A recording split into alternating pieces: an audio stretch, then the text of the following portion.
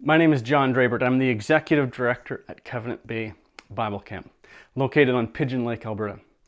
Join me as I look back on 2020 and then look ahead at 2021. With great enthusiasm, we launched registrations for summer camps this past year in January. Now, kids and parents were excited about their summer as they registered for a session of camp. Now, we also hired Braden Pahowich as our program director early in the year, and he would start later in April. We were so excited about what Braden brought to the table, but at this point, we had no idea how important this hire would be for the summer of 2020. I'm not sure if summer camps this year would have happened without his contribution and leadership. Well, in January, there were already a record number of rental bookings. All of this new rental income would help subsidize our summer camps. Everything was coming together perfectly, or so it seemed. I clearly remember spending time in prayer, giving thanks to God for all the good He was blessing us with. These were exciting days as we expected so much good to come from the ministry of this year. Well, on March 7th, 2020, we gathered for the annual general meeting. We were celebrating the completion of the new lodge.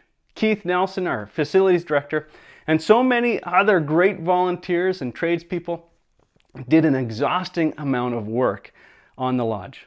Now, during the meeting, people discussed the dining hall and kitchen, which is dated and seasonal. We were encouraged to look for a solution to increase our capacity throughout the year. Well, we were ready to take a big step in 2020 and felt confident that God was leading us in our operations. With all the expected growth in 2020, the membership passed the largest budget in Covenant Bay history at the annual general meeting. I serve on the board of the Canadian arm of Christian Camping International. And on March 9th, I boarded a plane to attend board meetings in Quebec. As I met up with some other board members and camp directors at the airport, we began hearing more about COVID-19 in the news. And we started chatting about it and wondering, what would come of it. Now, by the time we returned to the airport to catch our flights home, we all knew that our summers were in serious jeopardy of not happening just 2 days later. Soon, rental groups were rescheduling their bookings and summer camp plans were revamped and then revamped again and again. As the province put restrictions in place, everyone expected changes and wondered how summer camps could run. Now, before the summer began, all year-round staff went from full-time work to 80%. We determined that no one will return to full-time work until Covenant Bay's monthly income has recovered. With that said, God has always provided what we have needed to pay our bills, all our summer and year-round staff, and any other expenses we may have had. I'm so grateful for God's provision. This summer, overnight camps were adjusted to become week-long day camps. And it was so good to have children and youth at camp this summer. People grew in their relationship with God as a result of attending this summer. Now, even though everything felt a little weird and different, God was busy working in the youth's hearts and minds. It was great to see. In the fall of 2019, an experiment began called the Bible Story Podcast. Now, we wanted to give parents a resource that would help the whole family grow together in a relationship with Jesus. The show's impact has steadily grown over this year to the point where the ministry of Covenant Bay as a whole has reached more people because of that show than any other year. I am so grateful for this. God is good and continues to work in people's hearts and minds, regardless of what is going on in our world. Well, this fall, we again looked to the new guy, Braden Pahowich, for an idea. He is a child and youth care counselor, and with his expertise, he wrote a week-long program for students. The program helps students respond to change and crisis positively, helping them identify the resources and skills needed to make them more resilient individuals.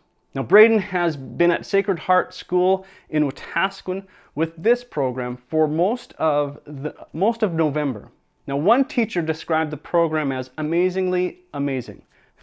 Teachers, students, and administration have been incredibly grateful for the program and are confident they will have this program in their school next year. While the in-school program won't replace all of the lost rental income of 2020, it is one piece of the puzzle and a great way to do ministry within the school system. So grateful to God for providing new ways to accomplish His work. So what does 2021 have in store for us? Well, we are planning overnight camps for 2021. Will they happen? I pray that they do.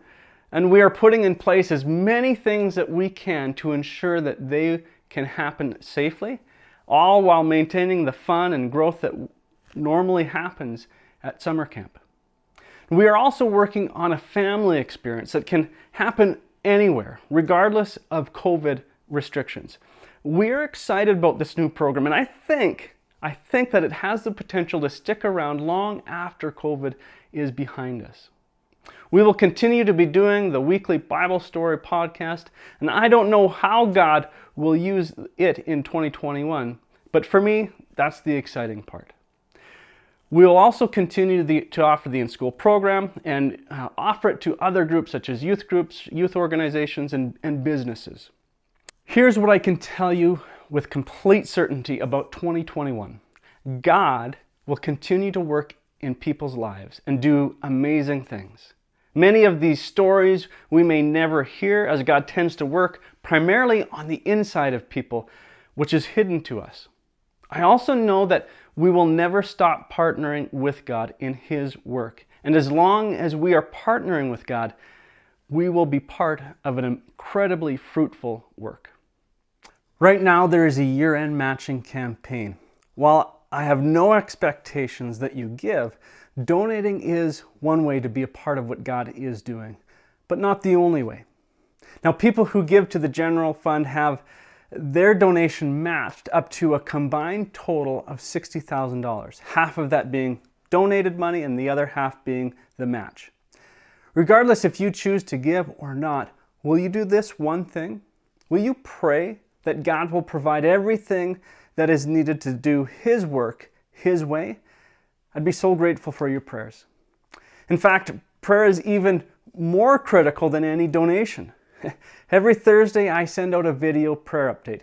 You can join our Facebook prayer team or sign up to get a weekly email with the video.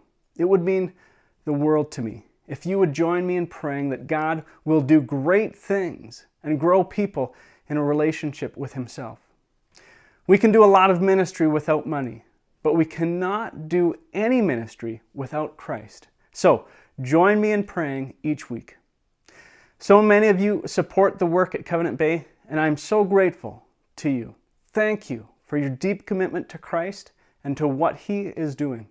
I pray that God will bless you as 2020 comes to a close and will give you hope as you look to the future. God bless.